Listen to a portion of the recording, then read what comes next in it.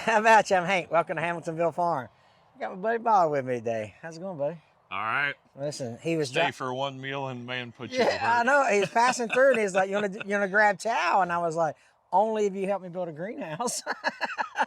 Not a bad deal for a chicken biscuit, is it? I guess. Yeah. So we're gonna hook the Homestead Implements post hole digger up. We're gonna get these holes drilled. We're gonna put some paint.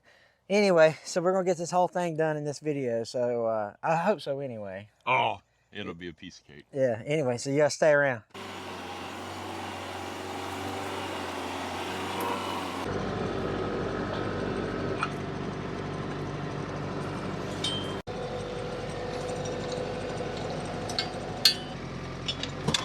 Got it? All right, what we're gonna try to do first, I think, is kind of lay out the plan, and then we'll start taking measurements and stuff like that, right?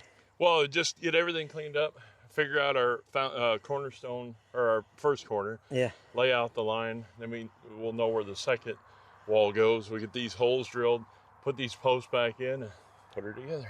Yeah. Like Legos. All right, we've measured the distance off the fence to this post. Now we're running our string, and then we'll run a diagonal here in a second.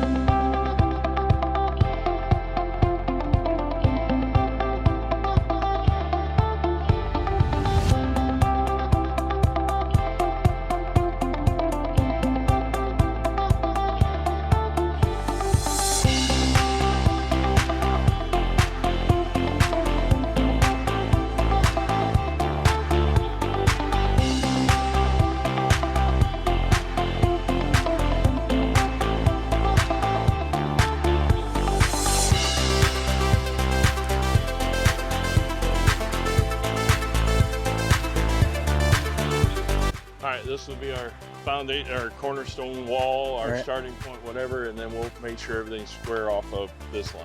Gotcha. Measure diagonals to get sand square, and but everything else, so we're just going to cheat here. Are you gonna do 4 foot on center? No. Okay. We're going to do first thing we're going to do is lay out our 4 corners first. Okay. And then we can do the ridges in between. So hold that in the center of that hole. All right. Let's see. You said it was 30 by 48, right? All right. So 48 feet.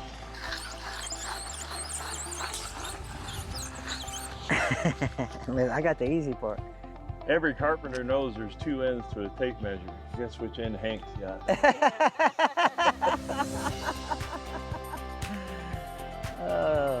I got the foreman end. There you go. That'll work.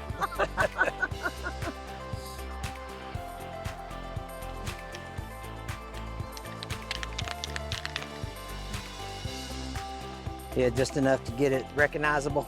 Well, as you're coming through with the tractor, that way I can see it and hit it a little easier. Yeah, that's right. Because then, I mean, if we were on clay or whatever, it'd be one thing. With sand, I mean, one little bump and... Yeah.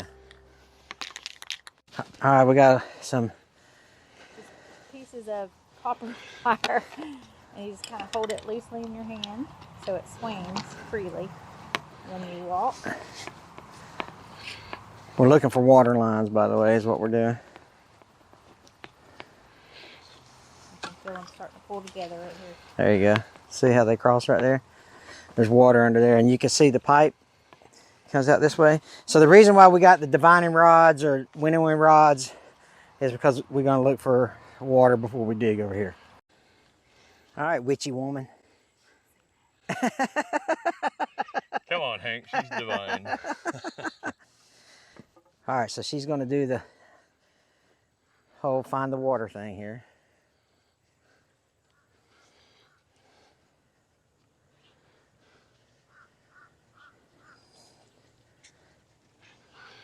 This is called divining rods or winnowing sticks, or there's several names for it, but essentially what it does is those 2 pieces of copper will cross when they see or when it feels the pool of the water underneath the surface.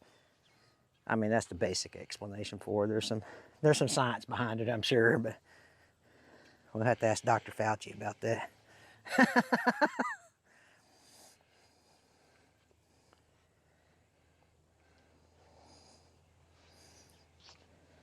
Come a little closer. Yeah, right there. Yeah. All right, keep going on up. I got this one.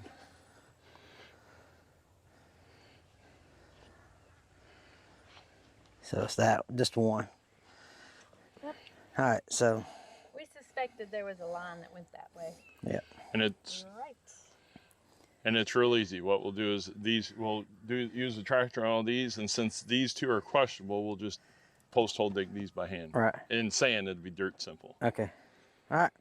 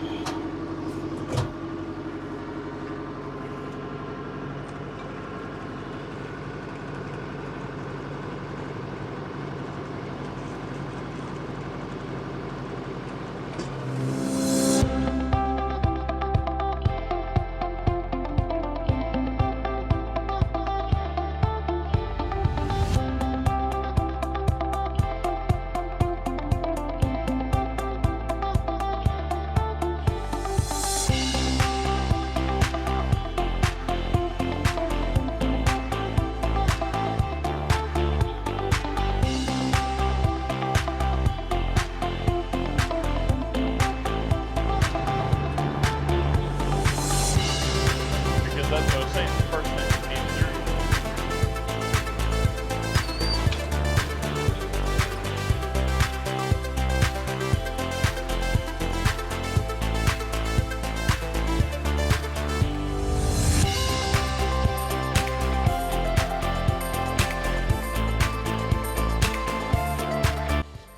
All right. I don't know if you can see that. Let me see if I can get a flashlight down in there. This is the one that we manually dug. Right here. Yep. Look at that. Talk about that divining rod. Worked great. Yeah, it shows your location, but it doesn't show your depth. So that's just something to always remember. Divining works down to about 4 to 5 feet, depending on the density of the soil. All right. Thanks, babe. I was handing you drinks. Finish up those two with the manual post hole diggers, and we'll set these posts in here. What we'll do is I'll just try to put them in with the grapple and a chain, and then set them down that way. That way we ain't gotta lift all the concrete and all that good stuff, right? That'll work. It's Work hard. smarter, not harder. It's hard on our backs, especially at Bob's age. Yeah.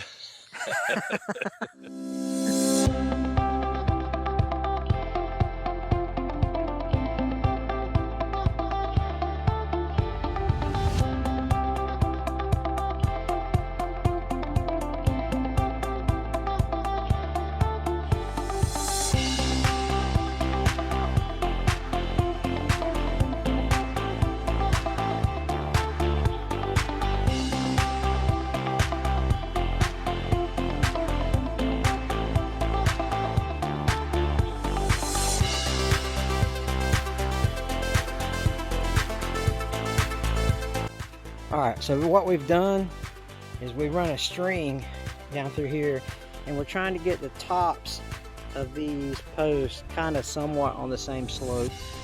You know, it don't have to be rocket surgery. It can be ½ inch off, something like that. So we got the slope all the same for this side. Now we'll do the other side. Having that, you know, putting that chain on that grapple makes it so much easier to pull these things up and down and get the height adjusted. But once we get this part set, then we can start adding the arches, because it don't have to be like really secure right at this point, but then we'll shore it up as the process goes on.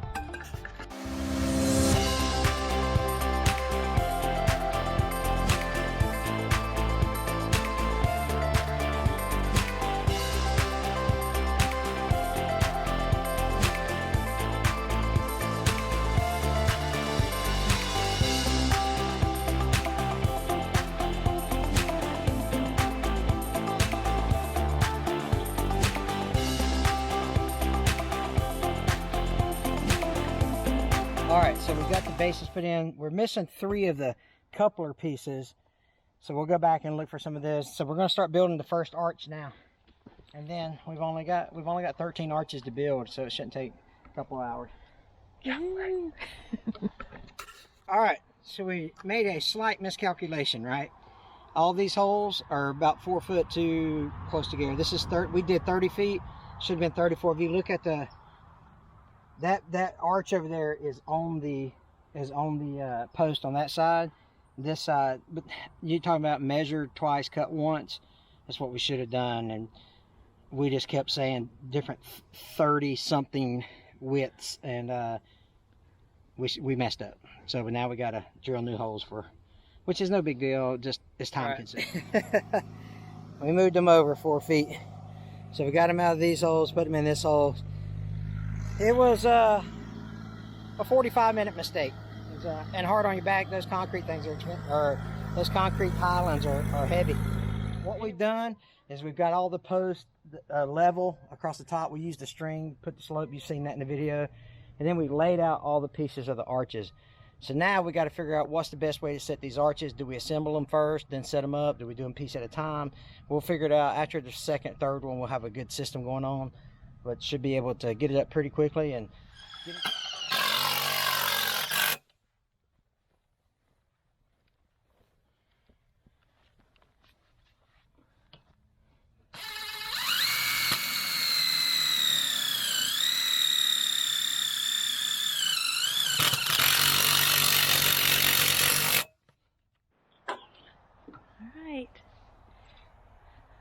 First rib going up.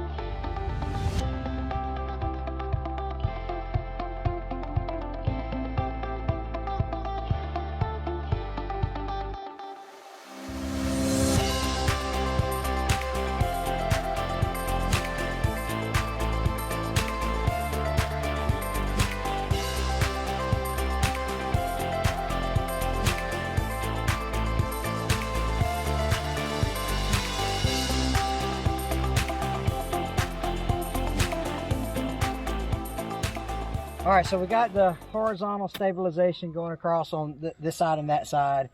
And then, so there's actually two more stabilizing rows of stabilizers, I guess you'd say, for horizontal. And then we'll take some across the peak, which will go the width of the greenhouse. And me and Gina will take care of that.